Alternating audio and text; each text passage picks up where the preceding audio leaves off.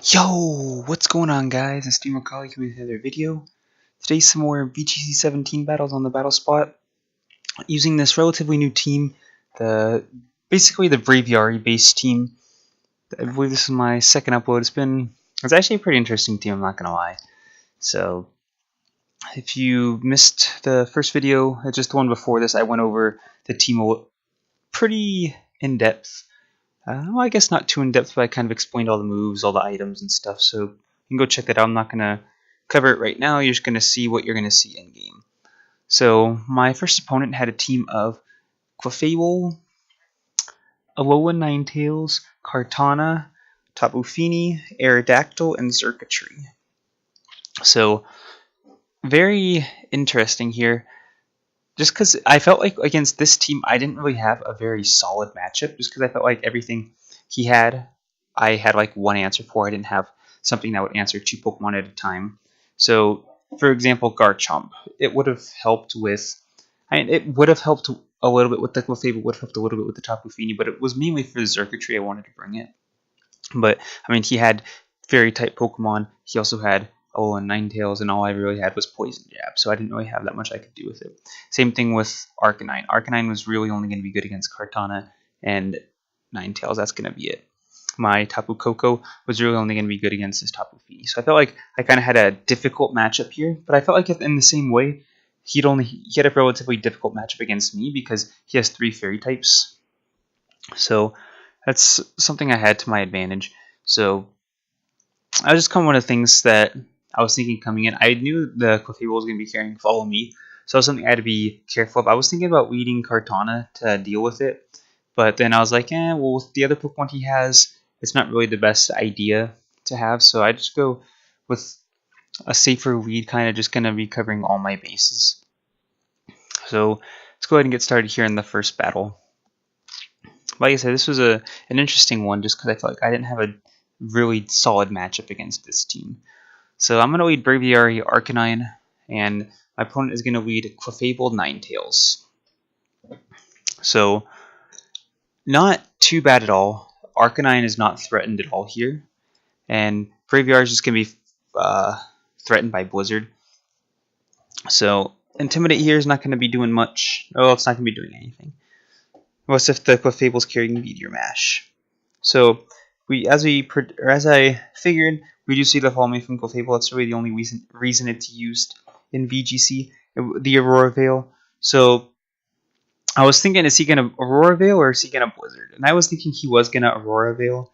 So that's why I didn't protect with my Braviary. And I just go for the Flare Blitz, and you're going to see even through the Aurora Veil, it's a Choice Band Arcanine for those of you who didn't watch the last video. So that's just incredibly powerful. It's insane. So I didn't know if that was a high roll or not, but after the hail, it's pretty much going to be a guaranteed 2-hit KO. So I am very content with how that first turn played out, because now I can also threaten the Ninetales. So I'm going to protect here, and it is worth noting that I did go for the Flare Blitz into Clefable this turn, just because my opponent could have done something cheeky and he could have protected the Ninetales there, predicting me to Flare Blitz into that slot. So I was like, Clefable probably doesn't have Protect. I'm not going to risk him protecting Ninetales. I'm just going to go for the guaranteed knockout here onto Clefable. So at the following turn, I can knock out the Ninetales. So no protection from Ninetales, and it's going to be the Blizzard. So I'm content with, you're going to see I take very little damage from that. So I'm very content with how things have gone so far, because now Braviary and Arcanine will both outspeed Ninetales. So it's not as much of a threat anymore. So we are going to see the Tapu Fini come in. Still not much. I mean, I'm still loving my position here just because Arcanine is going to be first. So if I go for the Flare Blitz into Ninetales, that's what I'm going to want, essentially. I'll be completely happy with that. So it wasn't even Focus Sash Ninetales. So I'm assuming it might have been...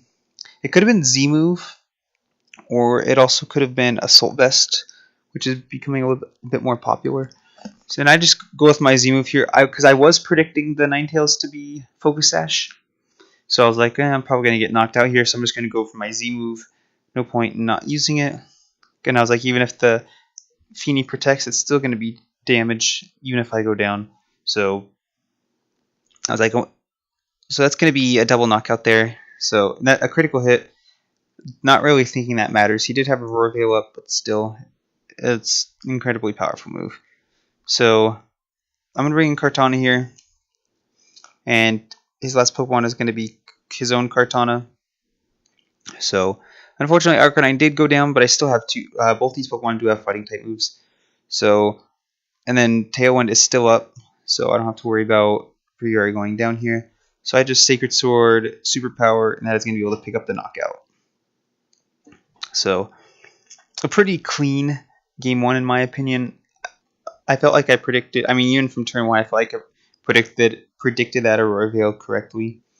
So pretty clean. I mean, essentially huge power there. I mean, you're looking at Arcanine two-shotting a Clefable through Aurora Veil, one-shotting a Ninetales through Aurora Veil, Braviary one-shotting a Tapu Fini through Aurora Veil, and then Braviary and Kartana beating a Kartana in Aurora Veil.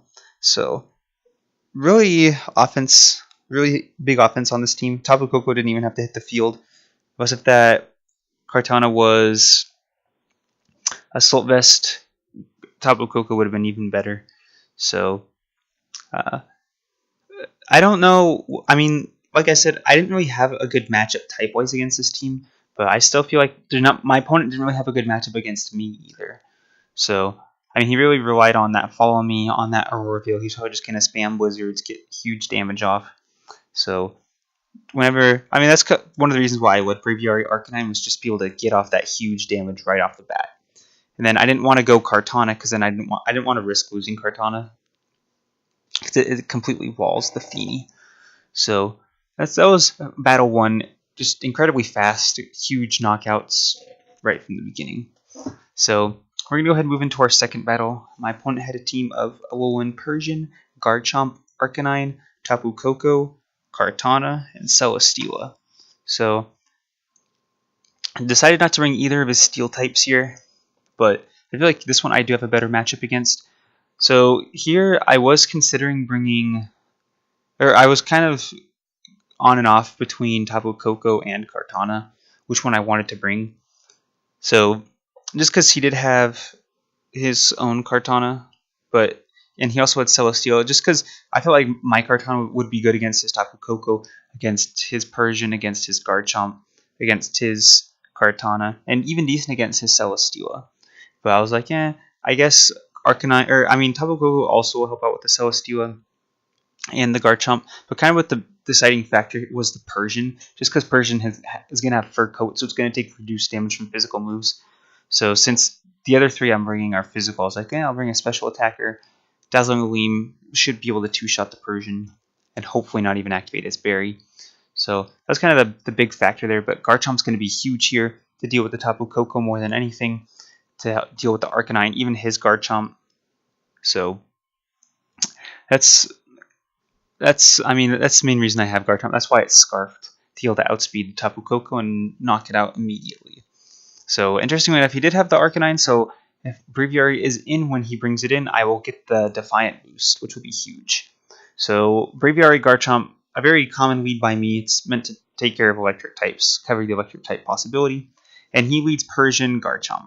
So I'm going to switch out Garchomp here into my Arcanine to get the Intimidate off onto both of his Pokemon. And here I'm like, he's not going to go for an Earthquake with his own Persian on the field.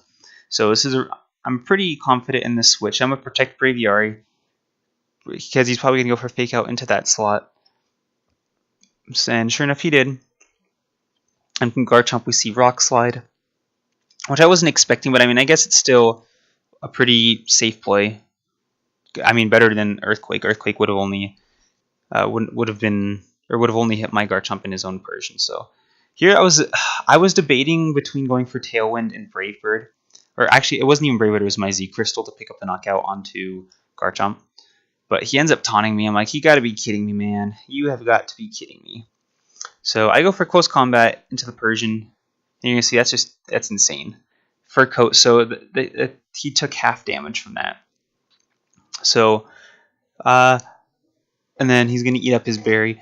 So I probably, looking interesting, I think it would have been better to go for Flare Blitz, because it would have been, it wouldn't have been affected by Fur Coat, so the damage wouldn't have been halved, and yeah, it wouldn't have been super effective, but it still would have been stabbed. So I think Flare Blitz would have picked up the knockout. So, I mean, it's a learning mistake. I haven't played against very many Persians, especially with any fire types, so something I can learn from in the future. But he's gonna Parting Shot and then switch out into his Tapu Koko. So, and the rock slides are gonna come in, so you can see that I'm at -1 defense. I'm gonna take some huge damage. So here I go for my Z move, just because I don't know how much longer I'm gonna be around. Just because picking up the knockout on this Garchomp will be huge. So I was with Arcanine flinch, but it's not that big of a deal because this was the main thing I wanted to get off. This Garchomp's gonna be annoying with its flinches, so just take care of it. Boom, gone. And it's that what actually really surprised me there is it lived with 1 health. I was like, oh, it's Focus Sash. No, it's not Focus Sash. It just lived. So since I was taunted, I switched out in the Garchomp. I was predicting the Thunderbolt. So, and then when I saw him go for Dragon Claw, I'm like, no way, did he cover the switch? Did he double target Thunderbolt Dragon Claw? But no, he went for the guaranteed knockout in Arcanine. That just lets me bring back my Braviary for free. So here I'm in a great spot. I outspeed everything, and I just go for Earthquake, which is going to pick up a double knockout here. My opponent doesn't know this, but goodbye. So, I guess it kind of was good that the with the way that things played out, it was good that the Garchomp lived, because I was just able to Earthquake and set up a free Tailwind here. This turn was free. So, I mean, if he knocked it out, then it would have been different. He would have brought in, you're going to see his last 2 Pokemon are Arcanine. And actually, it's just going to be just the Arcanine and the Persian. So, if he would have brought one of those in, unless if it was Arcanine, maybe I could have picked up the knockout with Earthquake. I don't think so, depending on how bulky it is. But Persian, I wouldn't have been able to pick up the knockout on. So here comes the Arcanine. I get my Defiant boost, which is going to be huge. So I'm going to protect here just because Garchomp kind of did what it needed to do. And yeah, I was and then also the Fake Out. I was like, eh. So what's funny is he took more damage from Rough Skin than I took from the Fake Out. But I mean, that's not what it comes down to in the end. I mean, he still stopped my Earthquake from going off. So here I'm like, so what's going to happen here? Who's going to protect? Is anything going to protect? Stuff like this. So, I mean, with Garchomp, I'm locked in the Earthquake. It's the best move to go for anyways. So he does end up protecting with the Arcanine. And I was thinking, I don't know if this Arcanine is going to have Protect or not, but I know I'm 99% sure that Persian is not going to have Protect. They usually don't carry it. It's going to carry Fake Out, Parting Shot, Taunt. And we saw all 3 of those so far. And the last one's probably going to be Foul Play for an offensive move. So that's why I was like, the safest play is just to go here into the Persian, and I do pick up the knockout. I was considering going for Superpower, but I was like, no, I'm not going to need it. Brave Bird's going to be enough. So from there, my opponents can end up forfeiting. So I felt like I played that one also really well. Just the power just from this team. I mean, Garchomp picking up a double knockout. Granted, one of the Pokemon was living on 1 HP, but I mean that kind of turned things around. Was funny enough, it was really important that my opponent's Pokemon did not faint, that it barely held on with 1 HP, because then that just let me set up the Tailwind and end up winning the game, because Braviary normally wouldn't have been able to outspeed. Well, I guess it depends on how it's trained, but it shouldn't have been able to outspeed the Arcanine. Definitely not able to outspeed the Persian. But thanks to the Tailwind, I was able to get that off. So, and there at the end, I just kind of went for the safe play, and I was like, if I just bring in Tapu Koko, I can just go for... Well, I mean, and the big thing with the Arcanine is it's not going to carry a spread move unless if it's Snarl, which is going to do nothing to me anyways. But we saw Flare Blitz was most likely going to be an offensive one. So since it's not going to carry a spread move, I can just bring in... Or even if he does pick up a knockout onto Braviary, I can still bring in Tapu Koko, Protect Koko, Earthquake, or even a double Thunderbolt should be able to pick up the knockout. So, and maybe even 1 depending on how it's trained. So, also pleased and shocked at how I mean, this team's pretty strong. The last team I had was also pretty offensive, but I just feel like this one picks up a lot more one-hit knockouts than that one did. Just because you got, I don't think on that team I didn't run Choice Band, I didn't run Choice Scarf, I didn't have something as powerful as Brave Yards, so very powerful team.